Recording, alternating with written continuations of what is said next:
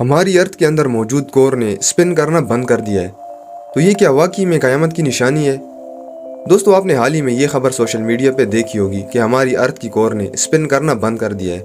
तो इससे हमें क्या नुकसान होगा? और आपने ये खबर भी सुनी होगी सोशल मीडिया पे कि ये कहकर शेयर किया जा रहा है कि ये क़यामत की निशानी है और इसके स्पिन ना करने की वजह से ज़मीन पर बड़े बड़े ज़लज़ले आएंगे। तो इन सब की क्या हकीकत है, इनके पीछे क्या राज है? आइए समझते हैं बिल्कुल ईजी वे में।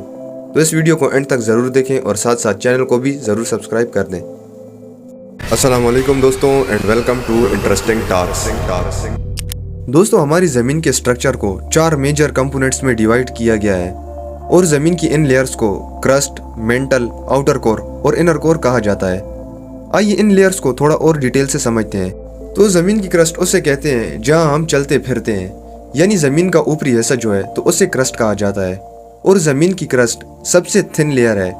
ये ज़मीन में 40 किलोमीटर नीचे तक होती है और इसके बाद ज़मीन का दूसरा हिस्सा यानी दूसरी लेयर शुरू हो जाती है जिसको मेंटल कहा जाता है। और ये ज़मीन की सबसे थिक और मोटी लेयर होती है और इस लेयर ने ज़मीन का तकरीबन 84% तक वॉल्यूम कवर किया हुआ है। फिर ये मेंटल भी कई लेयर्स में डिवाइड है और ज़्यादातर अर्थक्वेक्स जो हैं तो ये इसी लेयर की वजह से ही आते हैं। फिर इसके बाद जो ज़मीन की लेयर आती है तो उसे कोर कहा जाता है जो कि बहुत ही गर्म होती है। और इस कोर को मज़ीद 2 हिस्सों में डिवाइड किया गया है, इनर कोर और आउटर कोर में।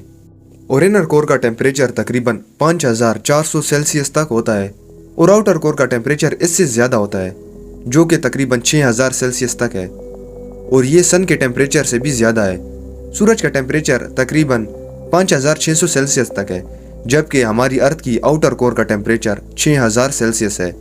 और ज़मीन की जो कोर है वो बिल्कुल एक उबलता हुआ लावा है। तो दोस्तों, जो ज़मीन की इनर कोर है उसने स्पिन करना बंद कर दिया है। जिस तरह हमारी ज़मीन स्पिन यानी रोटेशन करती है जिसकी वजह से दिन और रात होती है, बिल्कुल इसी तरह ज़मीन की इनर कोर भी स्पिन करती है, मगर अब इसने स्पिन करना बंद कर दिया है। दोस्तों, प्रोफेसर मिचाओ काकू ने भी अपना इंटरव्यू इस पे दिया है, जो कि थ्योरेटिकल फिजिक्स के प्रोफेसर हैं।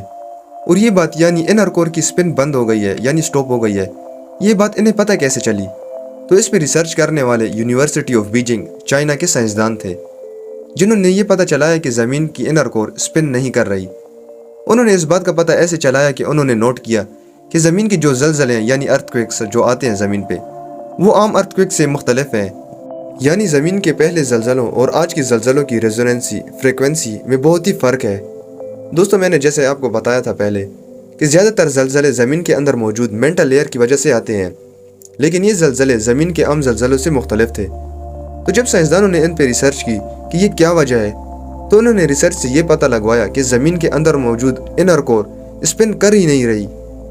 इसकी स्पिन रुक चुकी है जिसकी वजह से ये ज़लज़ले इस तरह आ रहे हैं। ज़मीन की जो इनर कोर की स्पिन है उसमें चेंज 2009 से ही आ रहा था। ये स्पिन 2009 से ही आहिस्ता होने लगी थी, मगर आज बिल्कुल रुक चुकी है और साइंसदानों का ये मानना है कि ये अब रिवर्स डायरेक्शन में घूमना शुरू कर देगी। और साइंसदानों का ये भी मानना है कि ये इनर कोर की स्पिन हर 70 साल बाद या तो रुक जाती है या फिर रिवर्स शुरू हो जाती है। यानी अगर ये एंटी क्लॉकवाइज थी तो अब क्लॉकवाइज होगी, या फिर क्लॉकवाइज घूम रही थी अभी एंटी क्लॉकवाइज हो जाएगी। तो अब इससे होगा क्या? क्या ये क़यामत की निशानी है या इससे क़यामत आ जाएगी, ज़मीन तबाह हो जाएगी? तो वेल, ऐसा कुछ भी नहीं होगा। इसके क्या इफ़ेक्ट्स होंगे हमारी अर्थ पे? तो साइंसदानों के मुताबिक इससे ज़्यादा कुछ फ़र्क नहीं पड़ेगा हमारी अर्थ पे, लेकिन अलबत्ता हाँ, दिन और रात की ड्यूरेशन में ज़रूर फ़र्क आएगा। हो सकता है कि दिन और रात लंबे हो जाएं और ये हर 70 साल बाद दिन और रात की ड्यूरेशन में फ़र्क आता है। तो हो सकता है कि दिन और रात में थोड़ा सा फ़र्क आ जाए, क्योंकि इसकी वजह से ज़मीन की स्पिन में भी थोड़ा सा फ़र्क आया है, तो टाइम में भी ज़रूर फ़र्क आएगा। और दूसरा ये कि ज़मीन के ऊपर जो बर-ए-आज़म है इनमें भी चेंजेस यानी इनकी अलाइनमेंट में भी चेंज आ सकता है, जिसे साइंसदान कॉन्टिनेंटल ड्रिफ्ट कहते हैं। मतलब ज़मीन के साथ बर-ए-आज़म हो सकता है एक दूसरे के मज़ीद नज़दीक आ जाए, या ये भी हो सकता है कि ये बर-ए-आज़म एक दूसरे से मज़ीद दूर हो जाएं। क्योंकि आज से हज़ारों साल पहले की बात की जाए, तकरीबन 10,000 साल पहले की बात अगर की जाए, तो उस वक्त पूरे बर-ए-आज़म यानी ये 7 बर-ए-आज़म मौजूद नहीं थे। पूरा का पूरा सिर्फ एक ही बर-ए-आज़म था बड़ा, जिसे पेंजिया कहा जाता था। और फिर ज़मीन के अंदर मौजूद टेक्टोनिक प्लेट्स ने जब हरकत शुरू की तो उसकी मूवमेंट की वजह से ज़मीन मुख्तलिफ हिस्सों में डिवाइड होना शुरू हो गई और होते होते आज 7 बर-ए-आज़म बन गए हैं। तो साइंसदानों के मुताबिक ये कॉन्टिनेंटल ड्रिफ्ट दोबारा से हो सकती है। ज़मीन अपने कॉन्टिनेंट की लोकेशन को चेंज कर सकती है, लेकिन ये कहना कि ज़लज़ले आएंगे, सुनामी आएंगी, सैलाब आएंगे या फिर ज़मीन की मैग्नेटिक फील्ड ख़त्म हो जाएगी, तो ऐसा कुछ भी नहीं है। इससे जो भी चेंजेस आएंगी वो मैं आपको बता चुका हूँ। इसके अलावा इसका कोई हार्मफुल इफेक्ट नहीं होगा। तो दोस्तों, अब आपको पता चल गया होगा कि ये कोई क़यामत की निशानी नहीं है और ना ही इसके कोई ज़्यादा हार्मफुल इफेक्ट है हमारी दुनिया पे।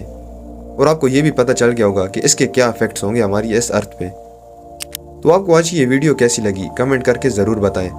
अगर आपने आज के इस वीडियो से कोई भी नई इन्फॉर्मेशन गेन की है तो वीडियो को लाइक करें, चैनल को सब्सक्राइब करें और बेल आइकन पर क्लिक करना ना भूलें। Thanks for watching this video.